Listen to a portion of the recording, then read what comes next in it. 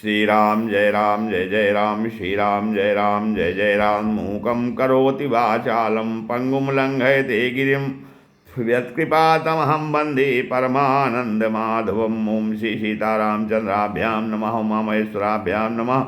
ओम श्री एकादशमुखी दक्षिणेश्वर धाम दरगाह श्रीमते नमः। सत्संग क्रम में आज श्रीमद् भागवत महापुराण के 9वें स्कंद की चतुर्दश अध्याय कथा है, 14वें अध्याय कथा है, जिसमें चंद्रवंश का वर्णन बताया जा रहा है। श्री सुखदेव जी कहते हैं, अथातः सूयताम राजन वंशा सोमस्य पावनः, यस्मिन्नैलादयो भूपाः कीर्त्यन्ते पुण्यकीर्तयः। श्री सुखदेव जी कहते हैं, परीक्षित, अब मैं तुम्हें चंद्रमा के पावन वंश का वर्णन सुनाता हूँ। इस वंश में पुरुरवा आदि बड़े बड़े पवित्र कीर्ति राजाओं का कीर्तन किया जाता है। 700 सिर वाले विराट पुरुष नारायण के नाभि सरोवर के कमल से ब्रह्मा जी की उत्पत्ति हुई। फिर ब्रह्मा जी के पुत्र हुए अत्रि, और वे अपने गुणों के कारण ब्रह्मा जी के समान ही थे। उन्हीं अत्रि के नेत्रों से अमृतमय चंद्रमा का जन्म हुआ। ब्रह्मा जी ने चंद्रमा को ब्राह्मण, औषधि और नक्षत्रों का अधिपति बना दिया। उन्होंने तीनों लोकों पर विजय प्राप्त की और राजसूय यज्ञ किया। इससे उनका घमंड बढ़ गया और उन्होंने बलपूर्वक बृहस्पति की पत्नी तारा को हर लिया।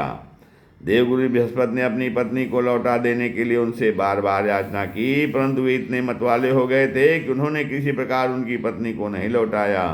ऐसी परिस्थिति में उसके लिए देवता और दानों में घोर संग्राम छिड़ गया। शुक्राचार्य जी ने बृहस्पति के द्वेष से असुरों के साथ चंद्रमा का पक्ष ले लिया, और महादेव जी ने स्नेह व समस्त भूतगणों के साथ अपने विद्यागुरु अंगिराज जी के पुत्र बृहस्पति का पक्ष लिया। देवराज इंद्र ने भी समस्त देवताओं के साथ अपने गुरु बृहस्पति का ही पक्ष लिया। इस प्रकार तारा के निमित्त से देवता और असुरों का संहार करने वाला घोर संग्राम हुआ। तदनंतर अंगिराज ने ब्रह्मा जी के पास जाकर यह युद्ध बंद कराने की प्रार्थना की। इस पर ब्रह्मा जी ने चंद्रमा को बहुत डांटा फटकारा और तारा को उसके पति बृहस्पति के हवाले कर दिया। जब बृहस्पति जी को यह मालूम हुआ कि तारा तो गर्भवती है, तब उन्होंने कहा, दुष्टे, मेरे क्षेत्र में यह तो किसी दूसरे का गर्भ है, इसे तू अभी त्याग दे, तुरंत त्याग दे। डर मत, मैं तुझे जलाऊंगा नहीं, क्योंकि एक तो तू स्त्री है, दूसरे मुझे भी संतान की कामना है। देवी होने का तू निर्दोष भी है ही। अपने पति की बात सुनकर तारा अत्यंत लज्जित हुई। उसने सोने के समान चमकता हुआ एक बालक अपने गर्भ से अलग कर दिया। उस बालक को देखकर बृहस्पति और चंद्रमा दोनों ही मोहित हो गए और चाहने लगे कि हमें मिल जाए। अब वे एक दूसरे से इस प्रकार जोर जोर से झगड़ा करने लगे, यह तुम्हारा नहीं मेरा है। ऋषियों और देवताओं ने तारा से पूछा गया, किसका लड़का है, परंतु तारा ने लज्जावश कोई उत्तर न दिया। बालक ने अपनी माता की झूठी लज्जा से क्रोधित होकर कहा, दुष्टे, तू बतलाती क्यों नहीं? तू अपना कुकर्म मुझे शीघ्र से शीघ्र बतला दे। उसी समय ब्रह्मा जी ने तारा को एकांत में बुलाकर बहुत कुछ समझा बुझाकर पूछा। तब तारा ने धीरे से कहा कि चंद्रमा का, इसलिए चंद्रमा ने उस बालक को ले लिया। परीक्षित, ब्रह्मा जी ने उस बालक का नाम रखा बुध, क्योंकि उसकी बुद्धि बड़ी गंभीर थी।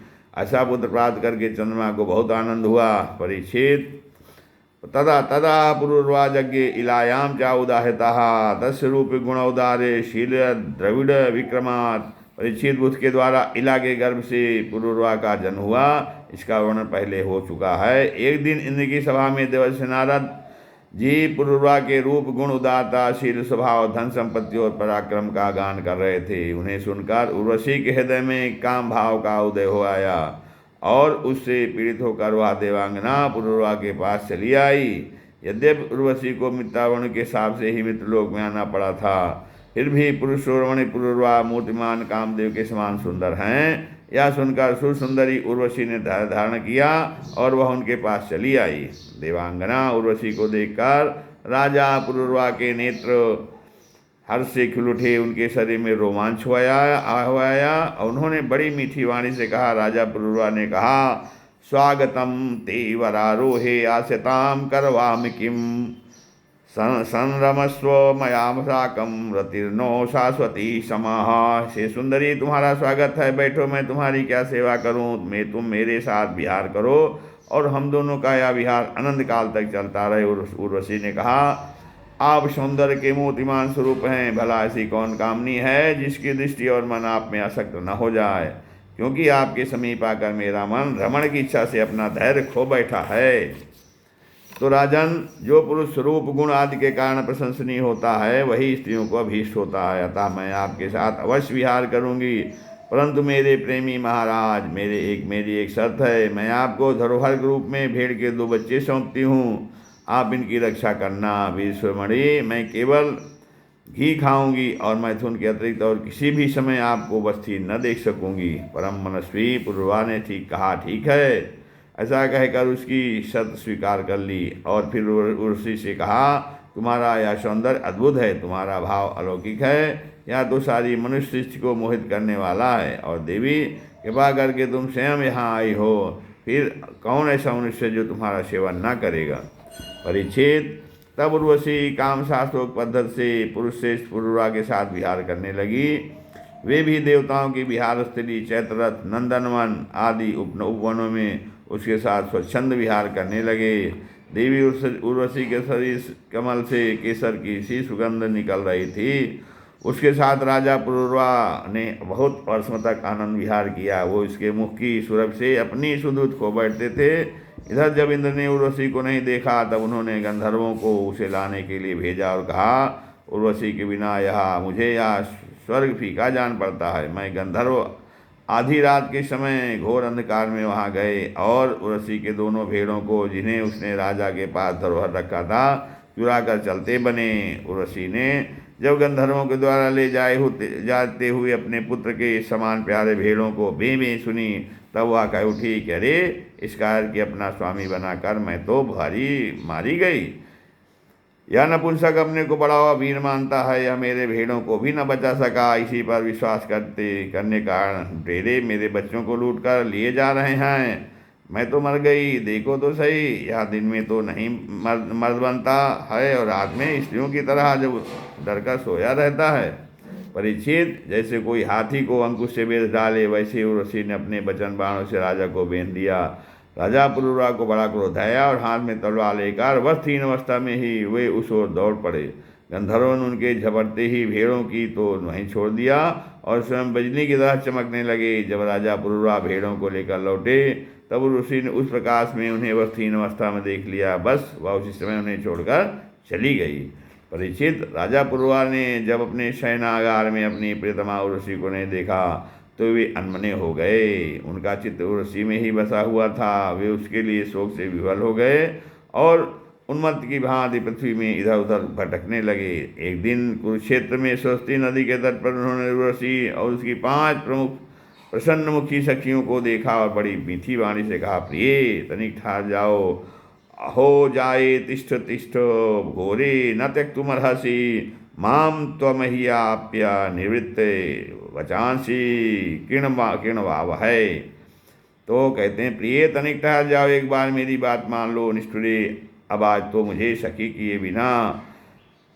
किए बिना मत जाओ, क्षण भर ठहरो। आओ हम दोनों कुछ बातें तो कर लें। देवी, अब इस शरीर पर तुम्हारा कृपा प्रसाद नहीं रहा, इसी से तुमने इसे दूर फेंक दिया है। अतः मेरा यह सुंदर शरीर अभी ढेर हुआ जाता है और तुम्हारे देखते देखते इसे भेड़ी और गीत खा जाएंगे।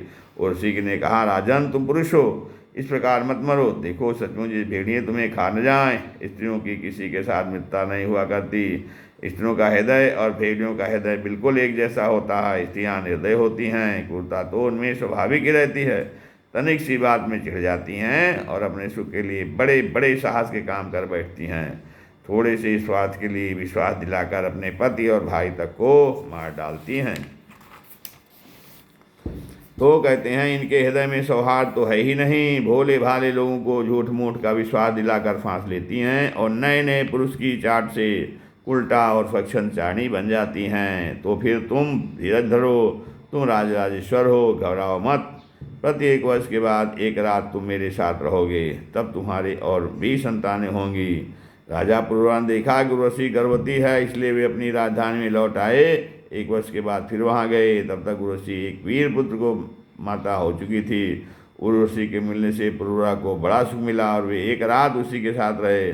प्रातःकाल जब वे विदा होने लगे तब विदा के दुख से वे अत्यंत दीन हो गए। उर्वशी ने उनसे कहा, तुम इन गंधर्वों की स्तुति करो, ये चाहें तो तुम्हें मुझे दे सकते हैं। तब राजा पुरुरवा ने गंधर्वों की स्तुति की। परीक्षित, राजा पुरुरवा की स्तुति से प्रसन्न होकर गंधर्वों ने उन्हें एक अग्नि स्थापन करने के बाद दी। राजा ने समझा यही उर्वशी है, इसलिए उसको हृदय से लगाकर वे एक वन से दूसरे वन में घूमते रहे।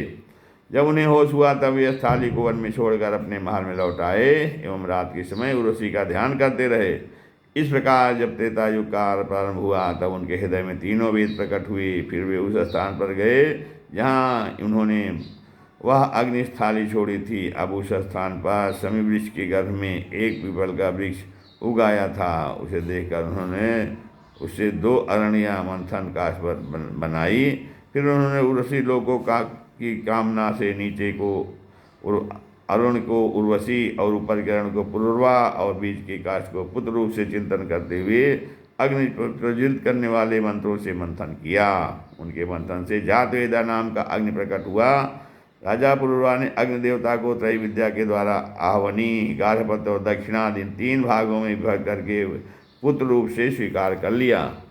फिर उर्वशी लोक की इच्छा से पुरुरवा ने उन तीनों अग्नियों द्वारा सर्ववेद सर्वदेव स्वरूप इंद्रियातीत यज्ञपति भगवान श्रीहरि का यजन किया। परीक्षित, त्रेता के पूर्व सतयुग में एकमात्र प्रणव ओंकार ही वेद था। सारे वेद शास्त्र इसी के अंतर्गत थे। देवता थे एकमात्र नारायण और कोई न था। अग्नि भी 3 नहीं केवल एक था और वर्ण भी केवल एक हंस ही था। परीक्षित, त्रेता के प्रारंभ में पुरुरवा से ही वेदत्रयी और अग्नित्रयी का आविर्भाव हुआ। राजा पुरुरवा ने अग्नि को संतान रूप से स्वीकार करके गंधर्व लोक की प्राप्ति की। इस श्रीमद्भागवते महापुराणे परमहंस्यां संहितायां नवस्कंदे एलोपाख्याने चतुर्दशोऽध्यायः। श्रीराम जय राम जय जय राम।